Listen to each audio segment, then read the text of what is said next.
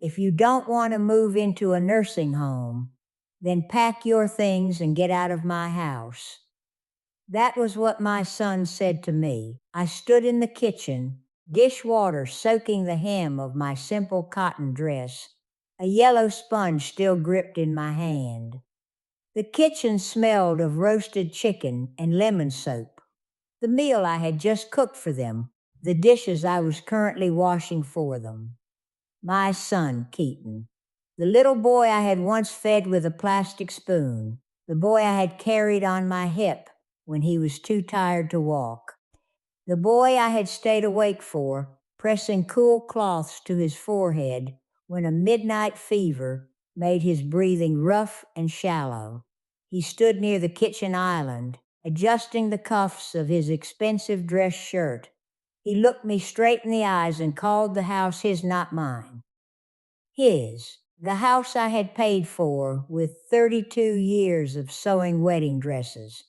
For 3 decades, I had hemmed satin and beaded lace for brides who could afford fabrics I had only ever touched with tired, calloused hands. Every mortgage payment, every roof repair, every electric bill. It had all come from the ache in my shoulders and the pinpricks in my fingers. The house I had cleaned, the house where for the last 3 years I had babysat his children, cooked his meals, washed his laundry, and slept in a room at the back of the hallway, so small it looked like storage. Danica, my daughter-in-law, stood in the doorway leading to the living room. She was wearing a silk blouse, her arms crossed over her chest. Her red nails tapped lightly against her arm. She wore a little smile, tight and triumphant, that she didn't quite manage to hide. She had been waiting for this moment. For 3 years, I had watched her chip away at Keaton's respect for me. A quiet complaint here about my cooking, a dramatic sigh there about my presence in the living room. She had slowly convinced him that a mother's love was a burden and that an unpaid maid was an inconvenience once she became too old to be useful. I have already looked into Sunnybrook, Keaton said, his tone shifting to one of practiced, corporate patience. It's a very nice facility, Mom. They have bingo. They have a garden. You'll be with people your own age. Danica and I need the space. The kids are growing.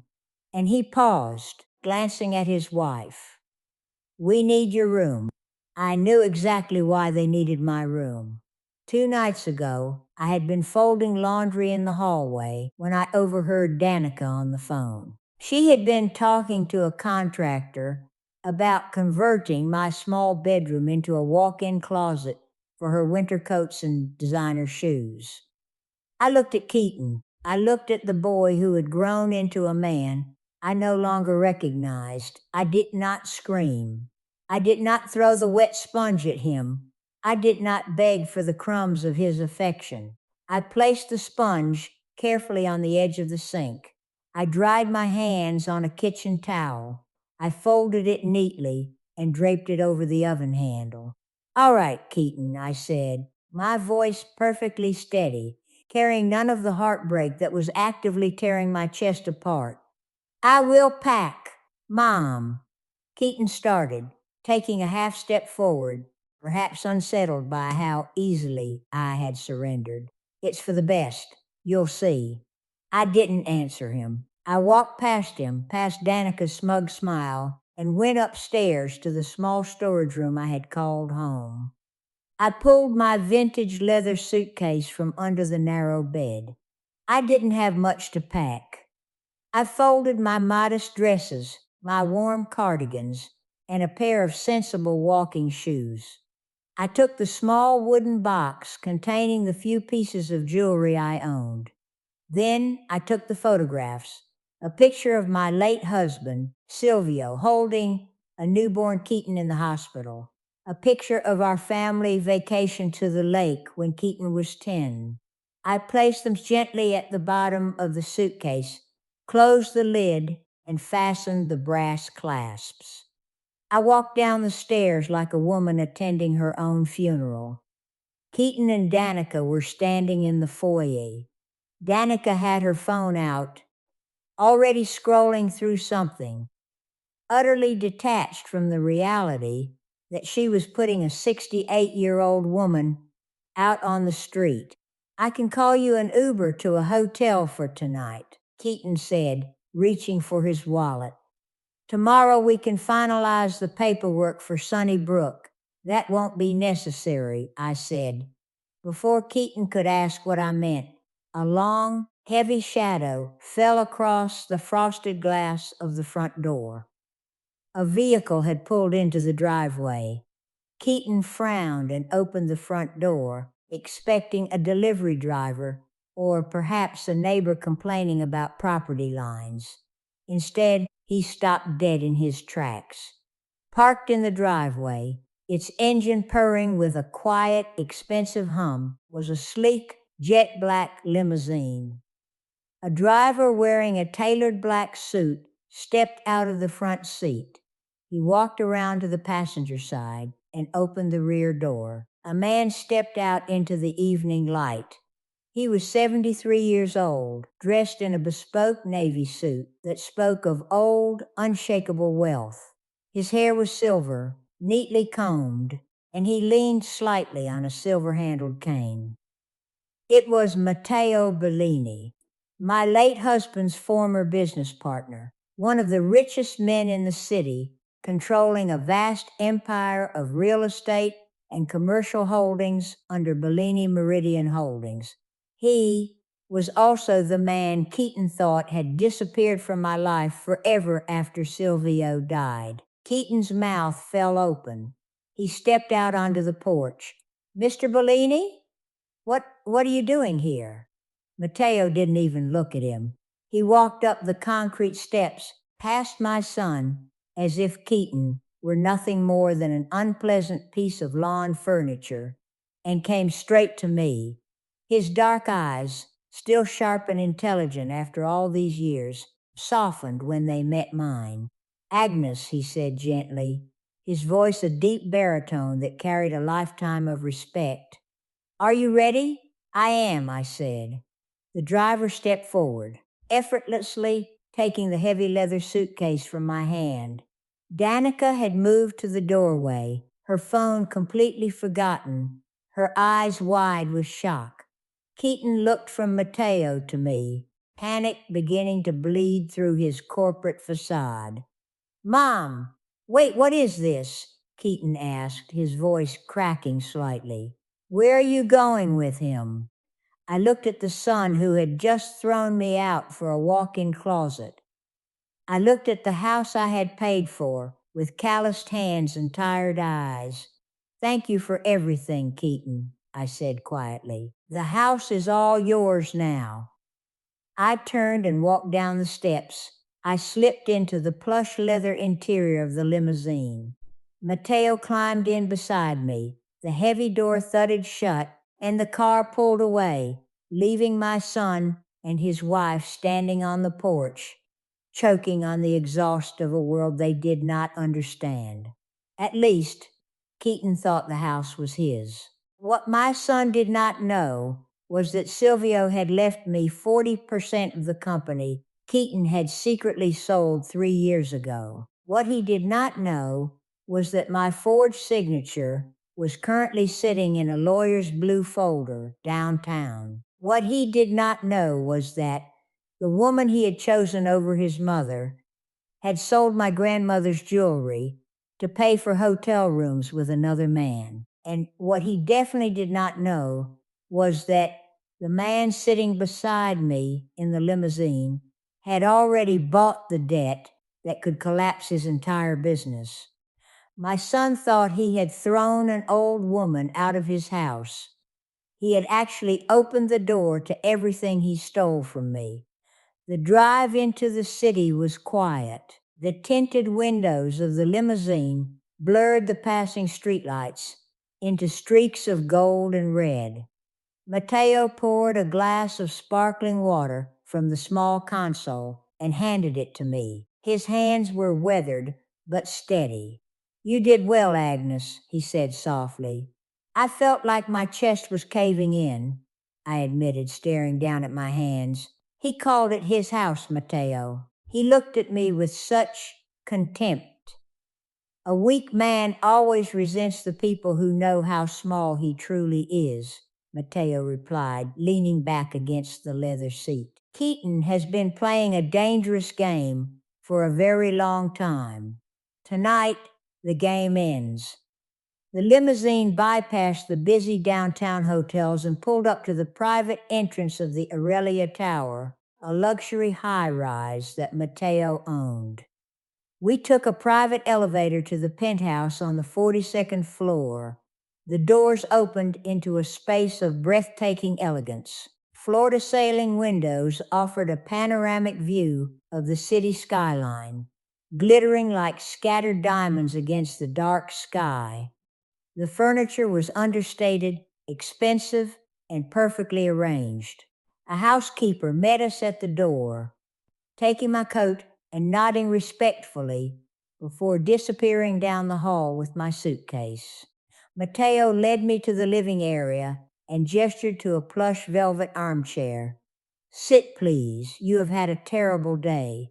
I sat down, feeling the soft velvet against my tired legs. A few moments later, Matteo returned carrying a silver tray. He set it on the glass coffee table between us. On the tray was a delicate porcelain cup, steaming slightly. Earl Grey, Matteo said, pouring a small measure of honey into it. Steeped for exactly 3 minutes, just the way Silvio used to say you liked it when you stayed up late sewing. I stared at the cup. The simple, profound act of being remembered, of being seen, broke through the stoic armor I had worn all day. A single tear slipped down my cheek. Matteo sat on the sofa opposite me. He leaned forward, resting his hands on his cane. Agnes, he said, his voice dropping to a quiet, intimate register. There is something I must tell you. Something I should have told you 40 years ago, but I kept my silence out of respect for the best friend I ever had. I looked up, wiping my cheek. Matteo, I loved you, he said simply. From the moment Silvio introduced us at that small bakery on 5th Street, you had flour on your apron, and you were laughing at one of his terrible jokes. I loved you then, and I love you now. I stopped breathing. Matteo held up a hand. I am not telling you this to burden you or to ask for anything in return. I am telling you this because for 3 years I have watched your son and his wife treat you like a piece of discarded machinery. I stayed away because I promised Silvio I would only step in if you were in danger. Tonight, you were in danger of losing the last shred of your dignity. He leaned back, his expression hardening into something formidable. You will never be alone again, Agnes, he said. You have your own room here. You have a balcony. You have the respect you deserve. But more importantly, you have a war to win. I picked up the teacup, letting the warmth seep into my aching joints. I thought about the 3 years I had spent living as a ghost in my own home. I thought about the money from the sale of my own small apartment, $180,000, that I had given to Keaton shortly after Silvio died because Keaton told me his business was struggling. I thought about my grandmother's emerald brooch, which had vanished from my jewelry box 6 months ago. Danica had told me, with a patronizing pat on the hand, that I was just getting old and must have misplaced it. I thought about the walk-in closet. I took a sip of the tea. It was perfect. I don't want a war. Matteo, I said, setting the cup down. I just want what is mine. Matteo smiled.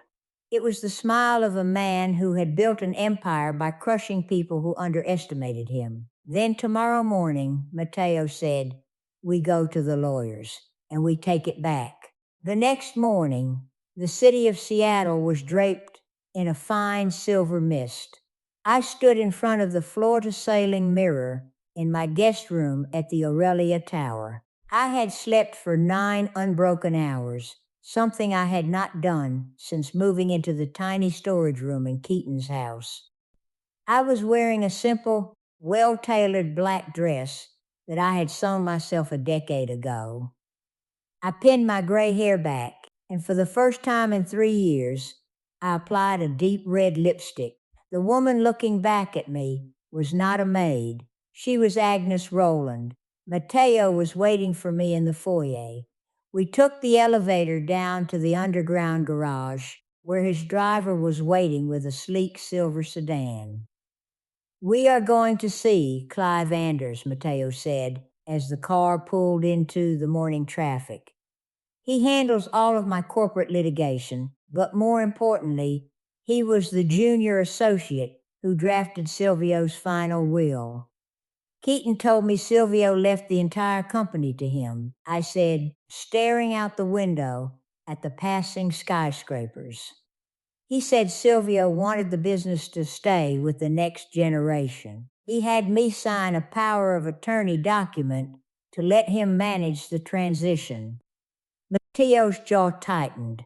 He didn't say anything, but the silence in the car was heavier than a stone. The law offices of Anders & Co. occupied the top 2 floors of a glass building downtown. We were ushered immediately into a massive corner office overlooking the harbor. Clive Anders was a tall, sharply dressed man in his late 50s. He stood up when we entered, shaking Mateo's hand before turning to me with a respectful, deeply serious expression. "Mrs. Rowland," he said, "it is an honor to see you again, though I wish it were under better circumstances." He gestured for us to sit at a large mahogany conference table. In the center of the table was a thick, dark blue folder.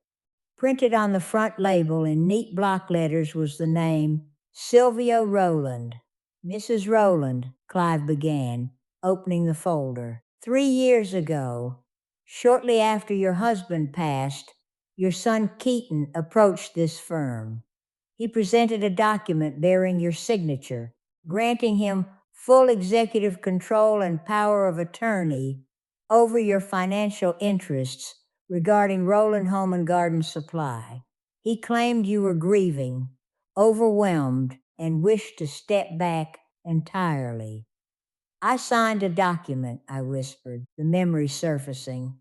"He told me it was just to let him handle the daily vendor contracts." Clive pulled a sheet of paper from the folder and slid it across the table. "This is Silvio's final will. It was never contested because it was never brought to probate court. Keaton kept it hidden." I looked at the document. Silvio's neat, precise signature was at the bottom. "Silvio did not leave the company to Keaton," Clive said gently. "The shares were divided precisely.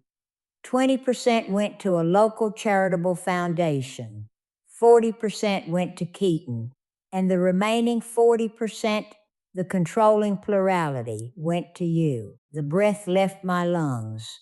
"40%, yes," Clive said. "You were the majority stakeholder. Keaton did not own the business. He worked for you." I stared at the paper. For 3 years, I had washed his floors and cooked his meals, believing I was a guest in a life he had built. All the while, he was living in a life that belonged to me.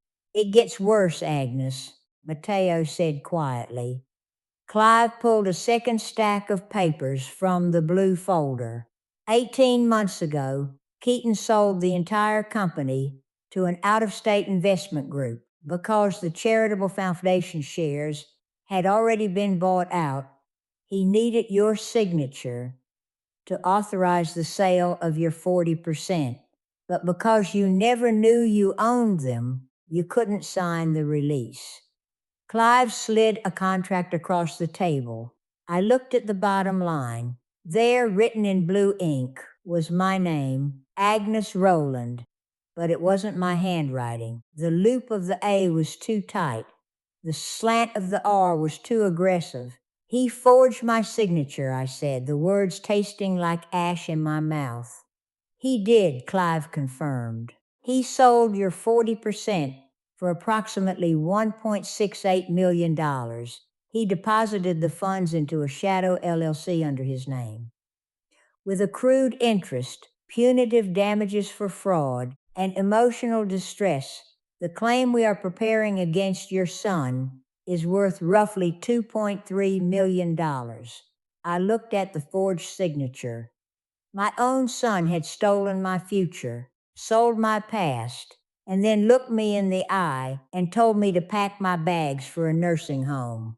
What do you want to do, Agnes? Matteo asked.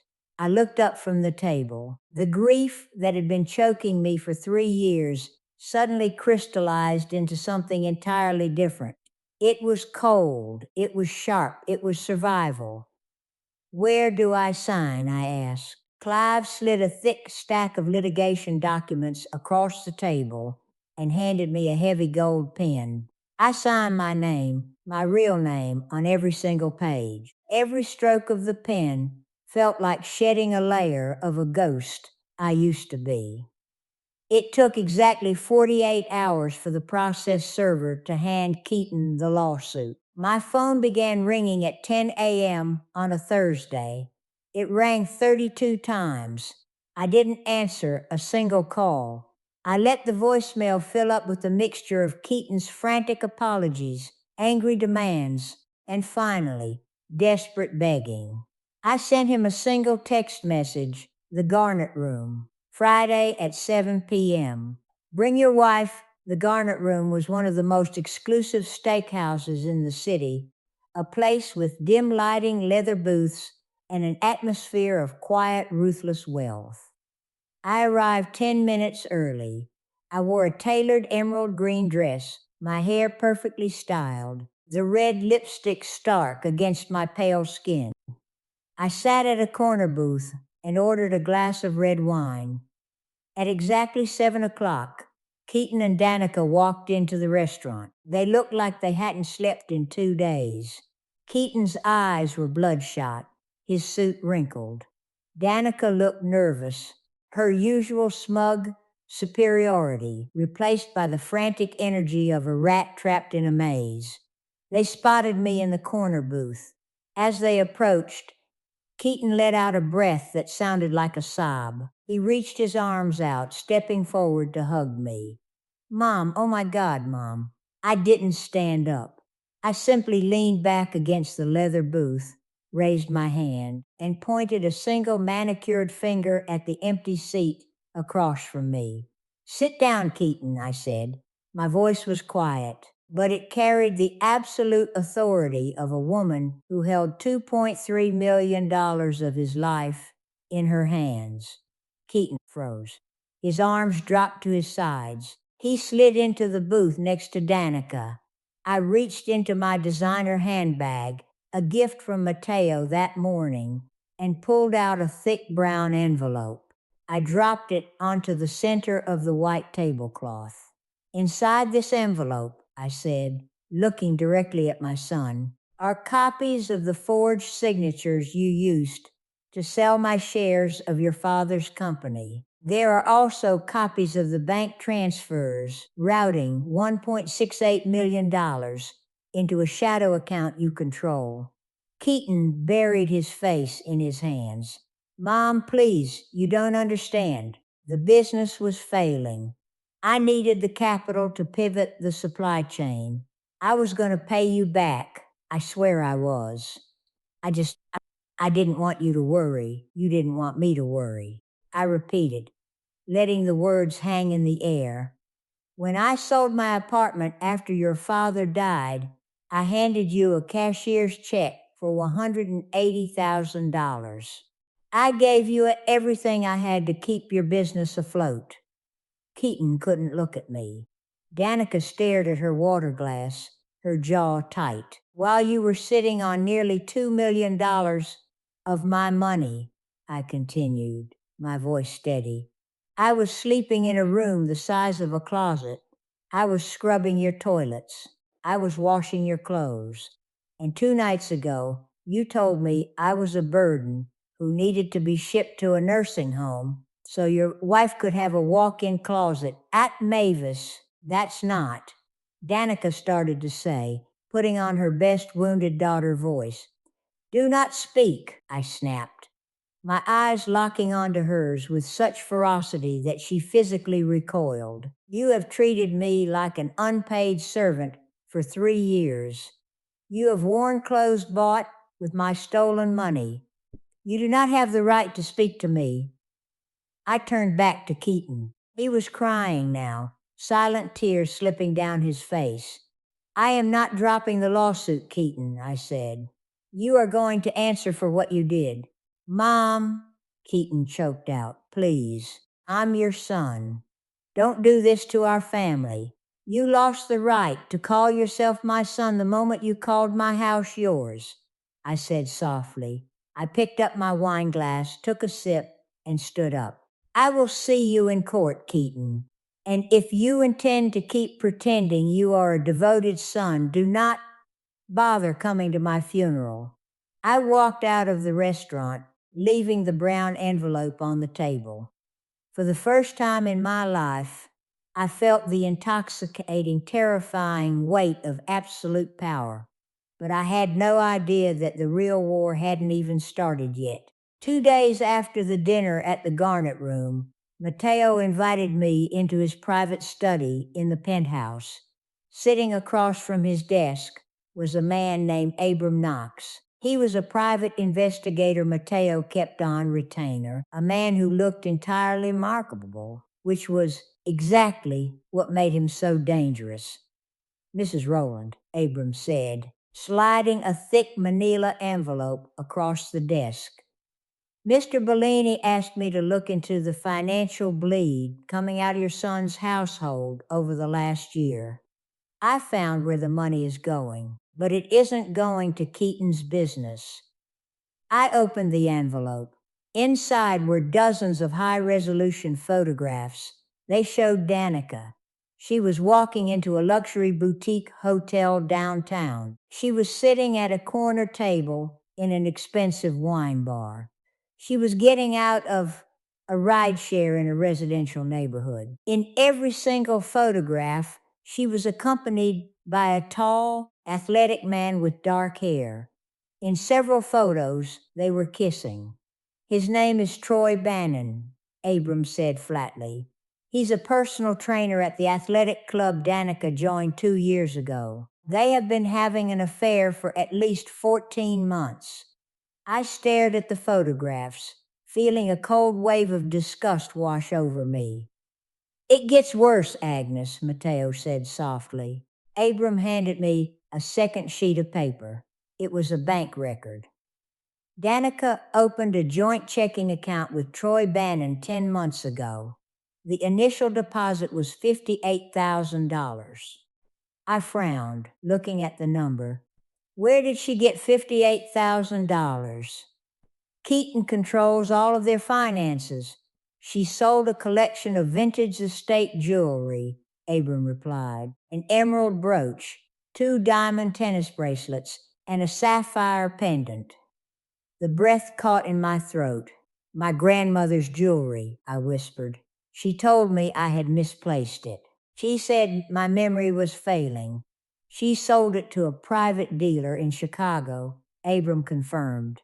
And she's been using that money, along with funds quietly siphoned from your son's business accounts, to fund the affair. Remember that girl's trip to Cancun she took last spring? She went with Troy. I looked at a photograph of Danica laughing in the arms of another man, paid for by the heirloom my grandmother had worn on her wedding day. Does Keaton know? I asked. Abram sighed. Based on the text message intercepts we pulled, yes.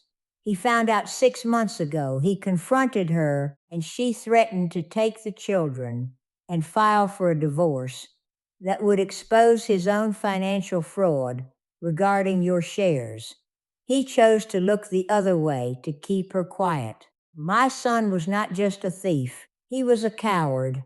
He had let his wife steal my grandmother's legacy to fund her infidelity simply because he was too weak to face the consequences of his own actions. I want to see him, I said, standing up. Now, Matteo's driver took me back to the suburban house I had built.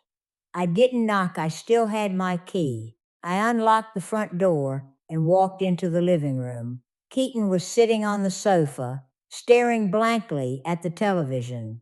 Danica was upstairs. Mom, Keaton said, jumping to his feet. You came back. I knew you would. You knew, I interrupted, my voice cracking like a whip.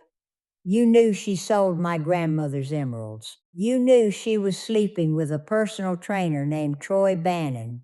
You knew, and you did nothing. Keaton stumbled backward, his face turning an ashen gray. Mom, please, keep your voice down. The kids are upstairs. Don't you dare use your children as a shield, I snapped, advancing on him. You let her sell my family's history to pay for her hotel rooms. You let her treat me like a dog because you were terrified she would leave you and expose your fraud. You sold me to buy her silence. You are a coward, Keaton. You are a weak, pathetic coward. What is going on down here? Danica stood on the landing of the stairs. She was wearing expensive yoga pants and a cashmere sweater.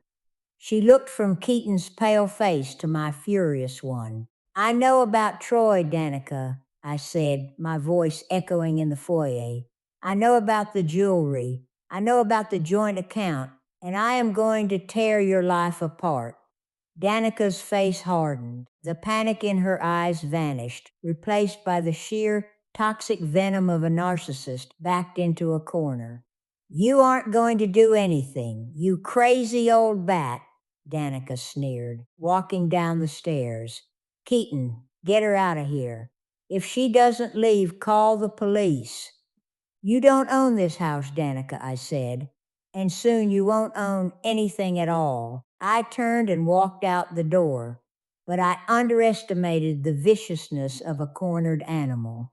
2 days later, a sheriff's deputy arrived at the Aurelica Tower. He handed me a manila envelope. Inside was a temporary restraining order filed in family court. Danica had sworn an affidavit claiming I had broken into their home, threatened her life, and exhibited violent, erratic behavior due to advanced dementia. The judge had granted an emergency protective order.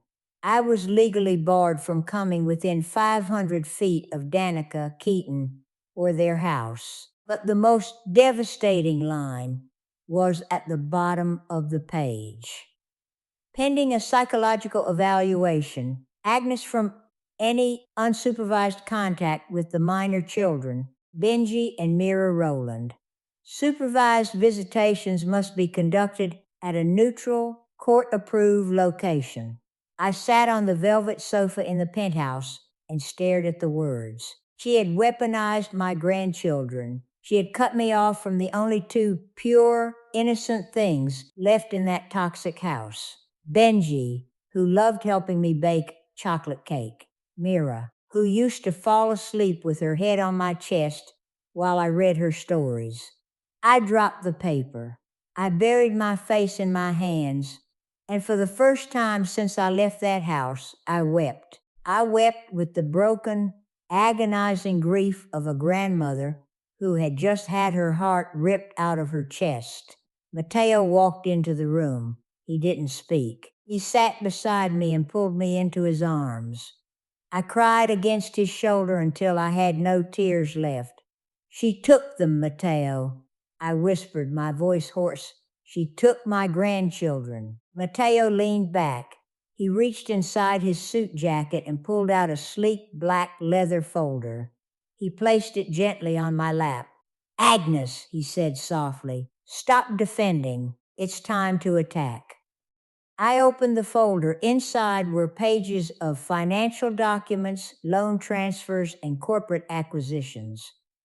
Over the last 3 days, Matteo explained, his voice cold and precise, My holding company has quietly purchased every single outstanding line of credit, vendor debt, and operational loan belonging to Roland Home and Garden Supply. I bought them through intermediary shell companies. Keaton doesn't know it yet. I looked at the total figure at the bottom of the ledger. I am currently Keaton's largest creditor, Mateo said. I control $520,000 of his debt. I can call those loans in tomorrow and bankrupt him by noon. I stared at the numbers. The power in my hands was no longer just a lawsuit for stolen shares. I held the absolute life and death of Keaton's entire existence. We need to go deeper, I said, my grief hardening back into steel. I don't just want Keaton. I want Danica. I want her to lose everything. That afternoon, Clive Anders introduced me to Lydia St. James, a forensic accountant who specialized in corporate embezzlement. Over the next 2 weeks, while I endured agonizing 1-hour supervised visits with my confused, crying grandchildren in a sterile court facility, Livia tore through the financial records of Roland Home and Garden Supply that Clive had subpoenaed during the initial lawsuit discovery. What she found was staggering. Danica didn't just sell your jewelry, Livia reported during a meeting in the penthouse. She has been quietly bleeding your son's company dry. Over 3 years, she has siphoned $340,000 through fake vendor invoices and consulting fees. Where did the money go? I asked. Livia pulled up a slide on her laptop. Some of it went into the joint account with Troy Bannon. Some of it was funneled into an investment account in the name of her mother, Judith Fay. But the bulk of it went here. She showed a photograph of a stunning ocean view luxury apartment on the coast. She bought a secret apartment under an LLC, Livia said. She was planning her exit strategy. She was going to bleed Keaton dry, take the kids, and move to the coast with Troy. While Livia was uncovering the financial rot, Abram Knox had brought in a specialist. Raina Fox, a private investigator with a background in child welfare. Danica is not just a thief, Raina reported grimly, sliding a folder across the table. She is a negligent mother. Since you were forced out of the house, Benji has been left waiting at the school gate for over 2 hours on 3 separate occasions because Danica was at a hotel with Troy. Mira suffered a severe sunburn at the country club pool while Danica was drinking at the bar. The school counselor has noted a severe behavioral regression in both children due to a toxic, unstable home environment. I looked at the photos of Benji sitting alone on a curb in the rain. I looked at Mira's blistered shoulders. I had enough ammunition to destroy them both. I could let Mateo crush the debt, let Clive file criminal embezzlement charges against Danica, and take the children through family court. But as I looked at the photograph of my son's broken life, a quiet realization settled over me. If Simply dropped a bomb on the house, everyone would die in the explosion, including Keaton. And despite everything he had done, he was still the boy I had stayed awake to nurse through a midnight fever. I didn't want to destroy him. I wanted to wake him up. Clive, I said, looking at my attorney, draft a settlement agreement. We are going to offer Keaton a deal. The meeting was scheduled for 2:00 p.m. on a Tuesday at the law offices of Anders & Co. Clive had insisted that the meeting be recorded, citing the volatility of the restraining order. A videographer sat in the corner, a red light glowing on the camera lens. I sat at the head of the long mahogany table. Mateo sat to my right, a silent, imposing guardian in a dark suit. To my left sat Clive, Livia the forensic accountant, and Raina, the child welfare investigator. At exactly 2 o'clock, the door opened. Keaton walked in, looking like a man walking to the gallows. Danica was right behind him, her chin held high, radiating a brittle defensive arrogance. She had brought a cheap, aggressive divorce lawyer who looked entirely out of his depth in Clive's office. Let the record show that this meeting is being held to discuss a global settlement regarding the pending civil litigation against Keaton Rowland, Clive said smoothly, pressing a button on a remote. A large projector screen lowered silently from the ceiling at the end of the room. "What is this, Agnes?" Danica snapped, crossing her arms. "You think you can intimidate us with a fancy office? You're delusional. The judge already slapped you with a restraining order." "Quiet," Matteo said. He didn't raise his voice. He didn't have to.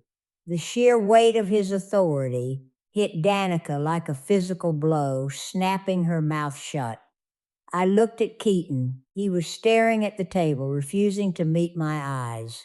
"Keaton," I said, "3 weeks ago you threw me out of your house.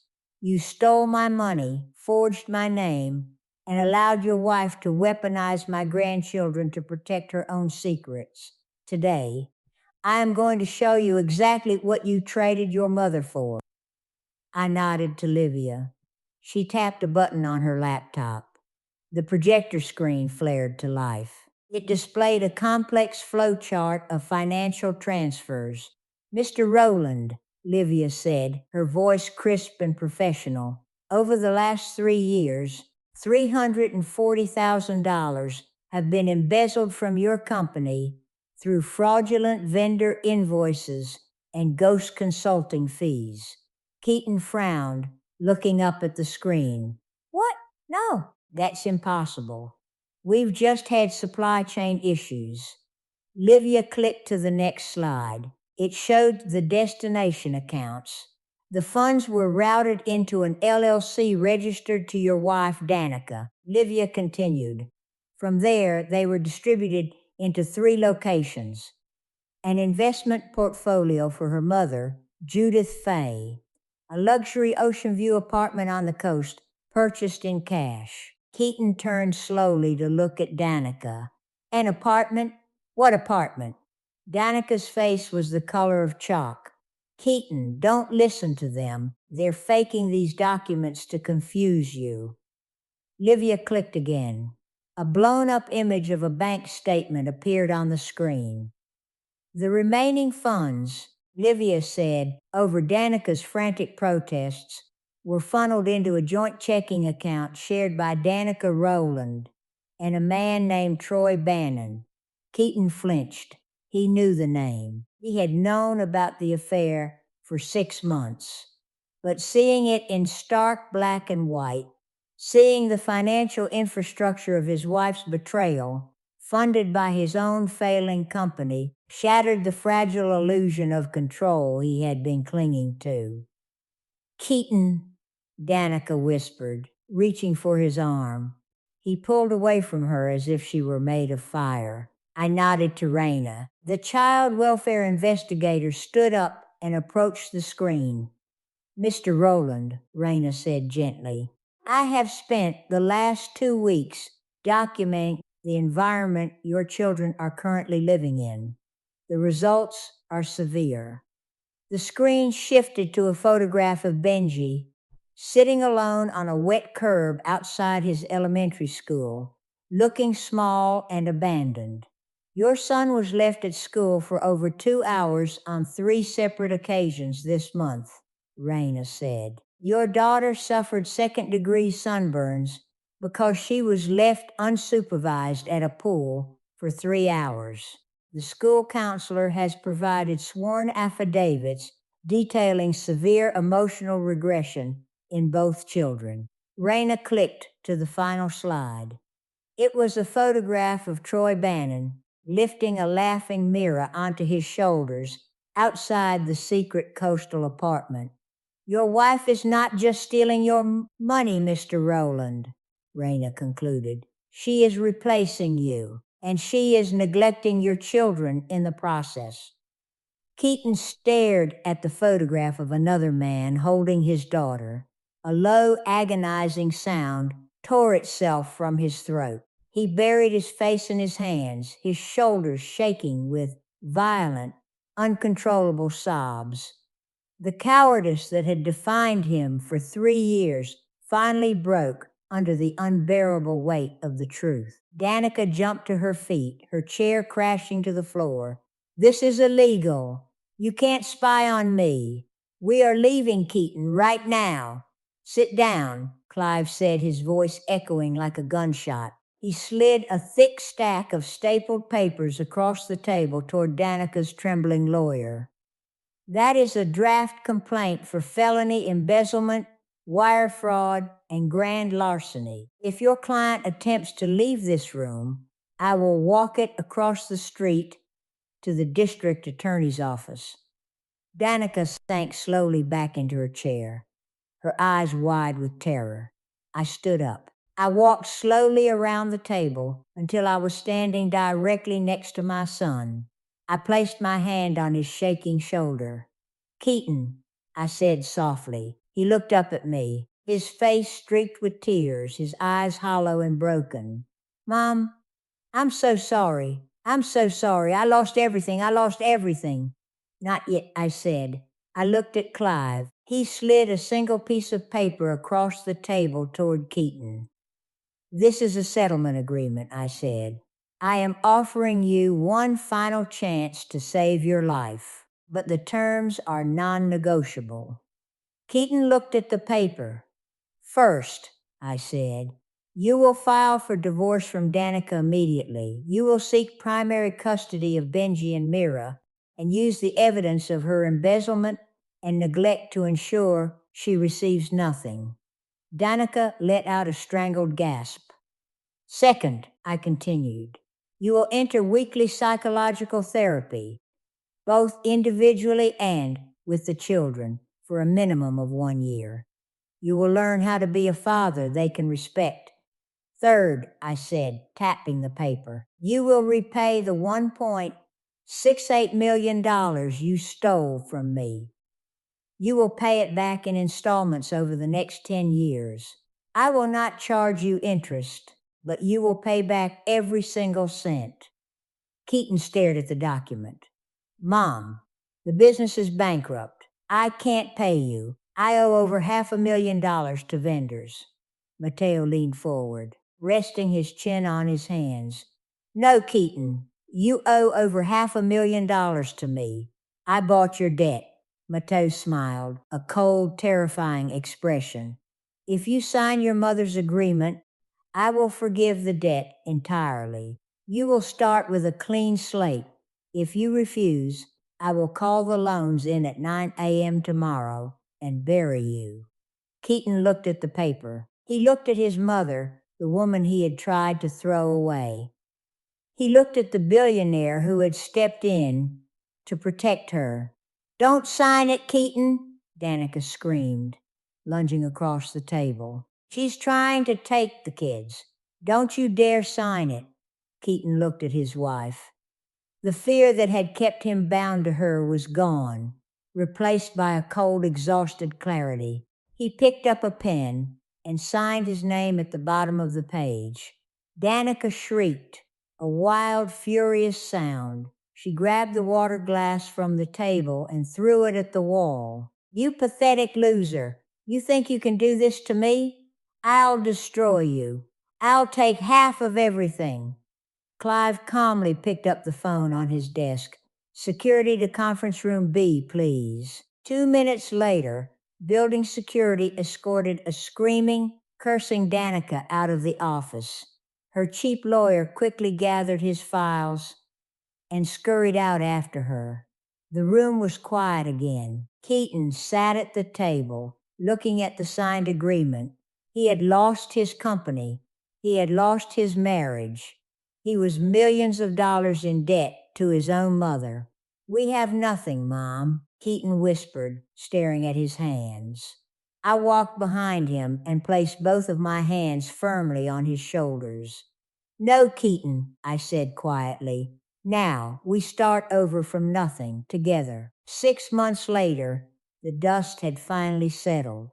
Danica avoided prison by agreeing to a plea deal that required 500 hours of community service and the forfeiture of the secret coastal apartment. Without her stolen funds, Troy Bannon vanished within a week. She was currently living in a rented room in her mother's basement, fighting a losing battle in family court for unsupervised visitation rights. Keaton's life had become drastically smaller. He had sold the large suburban house to begin paying back the money he owed me. He was living in a modest 2-bedroom apartment near the children's school. He no longer wore expensive suits or called himself a CEO. He had taken a job as a logistics manager for a local shipping firm. He was in therapy twice a week. It wasn't a magical transformation. There were days he struggled with the shame of what he had done, days the guilt nearly crushed him. But he was showing up. He was doing the work. On a bright Saturday morning, the doorbell of the penthouse rang. I opened it to find Benji and Mira standing in the hallway, both wearing flour-dusted aprons. Keaton stood behind them, holding a plastic container of cocoa powder. "Grandma!" Mira yelled, launching herself at my legs. I scooped her up, burying my face in her soft hair. Benji hugged my waist, and I pulled him close, closing my eyes against the overwhelming gratitude of having them back. Keaton walked into the foyer.